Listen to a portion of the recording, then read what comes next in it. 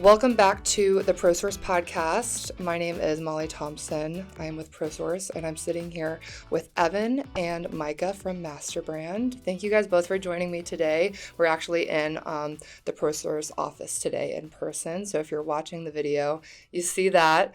Thank you guys for joining. If you don't mind giving me a little bit of background on your role and what you do for MasterBrand, that'll be great. Yeah, sure. So again, my name is Evan Pitman. I am the product and brand lead for our Schrock, Diamond, Kemper, and Mid-Continent portfolio. So I get the opportunity to kind of figure out what we want to do as a product line here for the next 2 to 3 years and develop our product roadmap, so to speak, and develop that product strategy. I've been with the company now for 15 years and excited to be here. Thanks for having us. Yes, long journey for you, yes. 15 years. My name is Micah, Northcutt. I support our product and marketing teams within the dealer channel. Gotcha. I also support some of our dealer programs, loyalty, that kind of thing. But again, only been with the company for 3 years. My background is more on the transformation side. Mm-hmm. So process and product and et cetera. So from a expertise level, I lean heavily on Evan. Hopefully I provide a little bit of support on idea generation. Perfect. You said you're in marketing as well. That was like music to my ears because I'm also in marketing. So we probably align a little bit on how we do things. So I know you just mentioned we're talking about these brands. Can you give us a quick background on these brands and their role within the MasterBrand family? I know MasterBrand is massive. I mean, if you go to your website, there's like an entire list, a portfolio of brands under you guys. But what about these specific brands should we be talking about today? Sure, absolutely. I'll take that one. So today we're talking about Schrock, Diamond, Kemper within our dealer channel, which is about 5,000 locations across the U.S. of everything from ProSources and Kibas to mom and pop small dealerships. But within that channel, these brands are the largest portfolio, the largest product line. Makes sense. And so we think of them kind of as the core. They are to use a baseball term, they're the utility infielders. At some locations, they are the entry-level product. And so they need to be simple and easy to use. Yes. In some locations, they are the trade-up. And it's a pretty broad product line as well, so you can do a lot of things with it. But in some locations, it's the trade-up. And so we have to maintain a lot of optionality at the same time and capabilities within these lines. So it's a really important brand. It's needed some attention, and we are very excited about what we're going to do here in a couple of months. Perfect. And hopefully we can get a sneak peek on what that looks like here soon. Absolutely. What was the starting point? Like, what made you just mentioned that they needed some attention for a while now, some more attention, I guess. What changes were first implemented when going about this process? Yeah. So do you mind if I tell a story? No, I don't. Here? So coming out of COVID, 2023, the market, the industry was starting to settle down. We shifted from just trying to get cabinets out the door, right? That's the state everybody was in, to stepping back and being a little more introspective to say, okay, we have slapped a bunch of Band-Aids on our product lines to get through these COVID years. Yeah. How are we situated for the future? And so late 23, early 24, we identified several things, right? We needed to make some improvements on the product side. We needed to make some improvements on quality. We also realized, and this is sort of the crux of what we're talking about today, that our pricing, the way that we were pricing and the pricing overall had become messy, for lack of a better word. So I'll make it brief and we can dive in throughout the podcast. But throughout 2024, Evan actually led at the time we were calling a simplification effort. We had 12 pricing tiers. It was hard for a designer to use. And so we just looked at, okay, how do we simplify this? Yeah. At the same time, we were going to designers, we were running focus groups, we were talking with lots of different individuals, one of which, Ann Denman, is a ProSource designer. She's wonderful and is on our design council. Yes. So we spoke with them and we realized this pain point is much bigger than we thought. And so we kind of paused that simplification effort, went back to the whiteboard, and now 8 months later, we are launching something much, much bigger than a simplification effort. No, that's awesome that you have a council full of actual designers that work at ProSource, for example. I have actually virtually met Anne, Okay. and she's a sweetheart, and she's very good at what she does. So it's cool that you guys are actually getting that real world feedback. You're not guessing or maybe speaking to people that aren't even in the situation that you're dealing with. But yeah, I imagine a lot of brands can probably relate to with the aftermath of COVID and just how hard those times were. 12 pricing tiers can, I imagine, be very tricky to navigate. And I feel like all we want in the world is to just like simplify every process. How has SDKM's positioning evolved to better serve specifically? We talked a little bit about ProSource designers, but how does that fall into ProSource Trade Pro members, like builders, interior designers? Yeah. So I think overall, when you're looking at this, and everything we're trying to do is make these programs easier to understand, to arm those designers with more confidence, as you're sitting in front of a consumer and trying to explain the differences here. Yeah. There are many, and so we've got to just, really make sure that we've got something that's easy to articulate. And so what we hope to do is provide a product solution that, again, is simple to understand. You can start there. And then hopefully what happens throughout the course of all of that is that it simplifies the entire process for everyone involved. And so now that designer who may have avoided the whole program to begin with can now really unlock a lot of the value that's there by being able to access a lot of that now. We've got a number of things we've introduced and created over the past 24 months that I think we'll really start to see that potential come through, since we're making it much easier to step in. Yes. Yeah, can I build on that a little bit? I think 100% agree with everything Evan said. And I think, though, as in our minds when we went through this transformation design, the designer was the core of what we were thinking about. Yeah. But there's a lot of benefits that carries over to the consumer, and the benefits actually are pretty similar. So tying back to the story, I didn't quite finish it. That's on me. But the feedback that we received was really threefold. Not only were we too complex, but we were priced too high, which meant either we were non-competitive in the market or it took a lot of discounts and national promotions to get to a competitive price. And if I put my professional hat on, the part of these product lines that require customization were priced out of reach, or the value from the core line up to the more semi-custom line was too high of a jump. So how does a pro benefit? Really in two ways. As we reduced that complexity, we made the pricing much more logical and simple. So now if you've priced a kitchen and you want to change one thing, the designer in the past couldn't confidently say, you want to change the species, it's going to change the price this amount. You want to change the door, it's going to change the price this amount. The designer couldn't have that sort of one choice price change matrix. That all exists today. So it's much easier to make changes and understand quickly the impact on the end consumer. The second is, if you want to build a home, you want to build a remodel that requires those custom heights and widths, the price to get there isn't quite as much of a stretch. No, that's great. I know you guys have been also holding trainings for ProSource designers as well. I've seen those trickle through.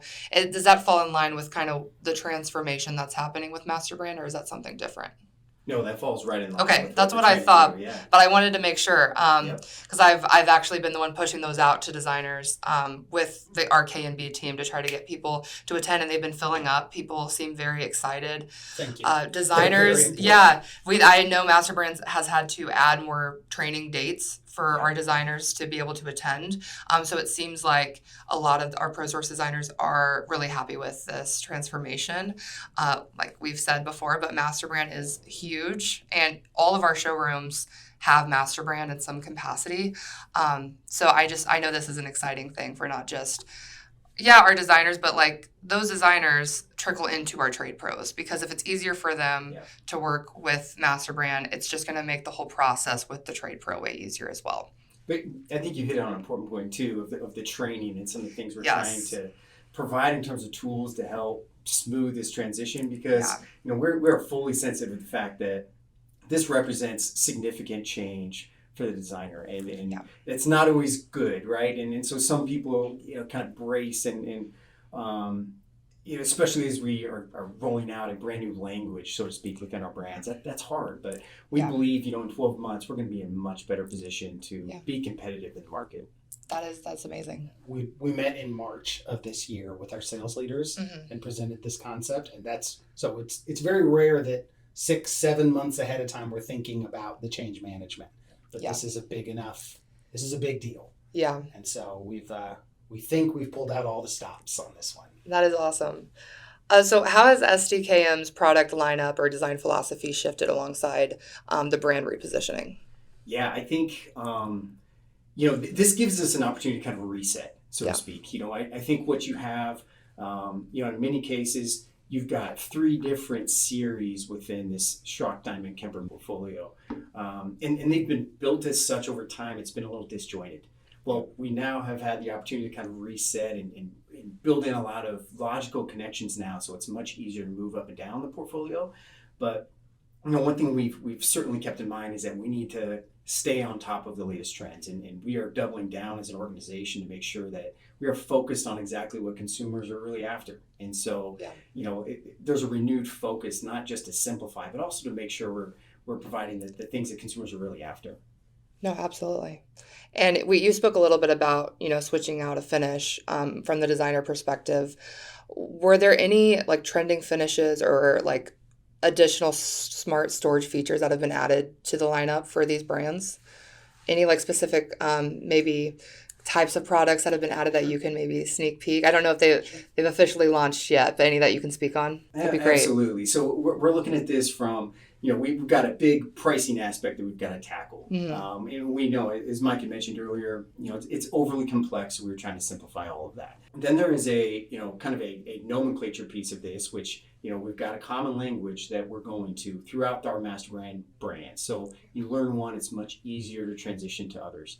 And then lastly, what we try to do is really clarify some value proposition within each of these series, define exactly what these series are, and then make sure they're aligned to what the consumer is asking for and what they're seeking and what they would expect at those price points. And so we've added some features at no additional price, but things that I think people will be very excited about. The incorporation of Plume hardware in our semi-custom portfolio. You mentioned, do we have new and exciting finishes? We do. We've got 3 new finishes coming out this year. Awesome. I think you can say what they are. Yeah. So the designer training is in 2 days from the recording of this. Oh, podcast. yeah. This won't come out for a couple weeks. Perfect. So maybe a first exclusive sneak peek on this. Yeah, absolutely. So we've got a tropic finish that's exciting. It's a light blue that I think is going to closely align with the trends that we're seeing in the market. We've got a nice dark blue that's available right now in our value semi-custom. We're bringing that to our semi-custom line. And then we've got a grainstone, which is the next evolution of a light finish. And so we're light stain. We're very excited about what that's going to do. No, that's great. It seems like you're touching kind of all points of what's trending right now with cabinets. A lot of blue is going on right now, so that's very exciting. Speaking of this collective of brands, how do they differentiate itself within like the rest of the brands that we're not really talking about today, but there's a ton more that MasterBrand has to offer?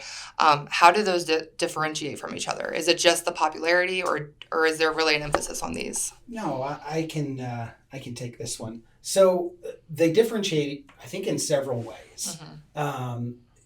In our industry, there's a differentiation across competitors, across product lines, in the customization capabilities of what's really driven at the plant level. Gotcha. Right? The color choices that you choose to put in and plants that can do custom color have specialty capabilities. So you've got some have somewhere anywhere between 3 and 25 standard finishes. And then you can differentiate among customization. So there's a lot of different variables in this industry, as I'm sure our listeners are fully aware. But in our portfolio, these 4 sister brands, I'm going to answer it in 2 different ways. One, we are actually fixing some of the differentiation, some of the negative differentiation through the common nomenclature that Evan mentioned. We actually don't want there to be differentiation in the names of the product lines. Gotcha. Right? We want a base 30, a B30 to be a B30 in every MasterBrand brand that you sell. Gotcha. So when you get started in our Mantra line or our Nest or Aristocrat line, we have a plan right now for Mantra to move into this common nomenclature as well. But through this common nomenclature, we think we're getting rid of some of the negative differentiation. Yeah. The positive differentiation, we think of our portfolio as a spectrum. So these sister brands partner very well with our Mantra line, which next year we'll move to common nomenclature. Okay. And from Mantra, they share a lot of the same finishes, obviously the same door style, but then you move into an Entra or a Vibe or an Echo, and you get a lot more options. Then you move from those lines into our trademarks, our distinctions, choice, and signature, and you get custom height and width. You get custom color. You get a lot of additional options, Bloom hardware. But you still don't have the full customization capabilities that MasterBrand can bring. You don't have the full finish capabilities that MasterBrand can bring. And so that's why as a dealership, you may want to bring on a Star Mark or an Omega or a Dura Supreme to really take those capabilities and those customizations and the box design as well to the next level. Gotcha. Yes, that makes a lot of sense. You talked a little bit too about budget, how it's more extensive now with this transformation. Can you speak a little bit more on that? Like, will there be 3 tiers, or like they're like a lower tier, mid-range, the high tier is, I feel like that's usually how that happens, but I just want to learn more a little bit about how the budgeting is going to be with the options that'll be provided. I think what you're describing is, we call them series. Yes. Inside of these Yes. Schrock, Diamond, Kemper, and Midcon. Yes. So it gets a little complex. I'll keep it as simple as I can. Okay. We have 2 core series that we sell across the whole country. Okay. The first series you will know as Entra or Vibe or Echo or Pivot. Okay. That line has, Evan could list off exactly what it has, but a fixed number of doors, a fixed set of finishes. It's robust, really good quality work. We've got a great plant in North Carolina, another one in Indiana that's making these products, doing great work. Inside of those plants, they are built for a little bit more scale, and so we can keep costs down in those lines. Gotcha.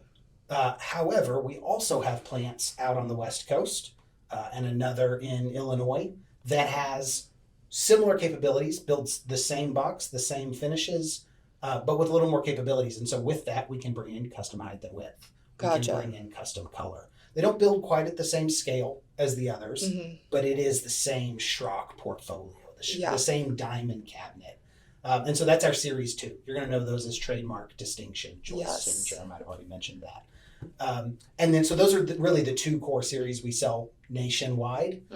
There are some additional series attached to those that are, so if you're on the East Coast, you may get access to a series 3 that has even more customization. If you're on the West Coast, you may have access to a full access line. Okay. That is the same finishes, colors attached, but that's kind of how we think about these series.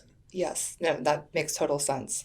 As we're kind of closing out this episode, I want to learn more about when we can expect these launches to come out specifically. I know we talked a little bit about it today, but when can they actually be expected to be in showrooms or start popping up? Yeah, absolutely. Great question. So very excited about this. It's going to hit the market on October 6th. Wow. So that's coming up, and we're not just almost a few short weeks away, it seems. Yeah. And it's crazy because we've been working on this for a long time now. Yeah, It's awesome. nice to see this come to fruition.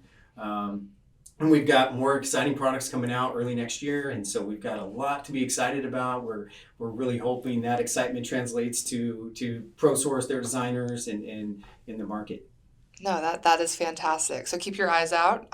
Sometime in October 6th, you said, but I'm sure it might take a while for some of the showrooms to fully adapt into getting all of these up for people to see. Last question I have for you guys is, how do you expect this transformation to impact its role within MasterBrand the family of brands, and the industry at large? It's kind of a loaded question. Yeah. No, I mean, I think this full disclosure, like coming out of COVID, these brands have struggled to find their place their future home. Yeah.